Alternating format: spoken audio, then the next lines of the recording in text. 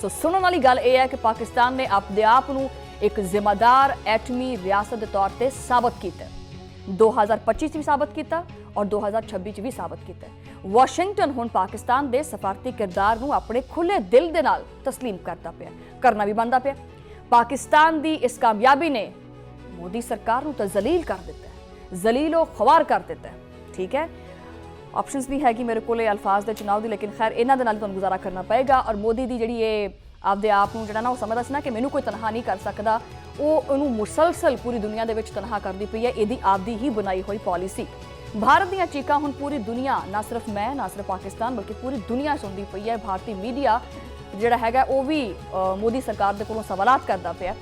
एक जरीदा हैगा इन्हां दा डी वायर, उहदे मोदी जिहड़ी इबरतनाक शिकस्त है उहदा एतराफ भी कर लिया। पाकिस्तान ने मोदी सरकार नूं जिहड़ा ना हर महाज दे उत्ते जिहड़ा वो धोबी वाला जिहड़ा पटका नहीं हुंदा उस तरह पछाड़िया।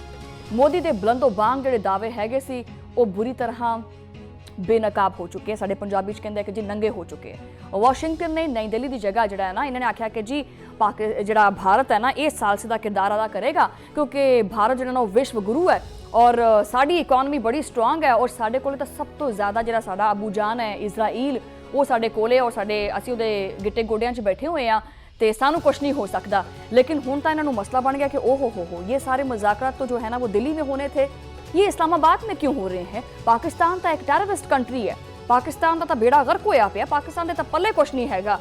लेकिन दुनिया दे विच एडे वड्डे मसले के हल वास्ते पाकिस्तान के शहर इस्लामाबाद नूं चुनिया गया। भारतीय साजिश हिकमत अमली खुदमुख्तारी जिहड़ी हैगी है ये आप दे गले का फदा मर चुकी हुई है, जिहदे उत्ते लटक के मरना चाह रहा है।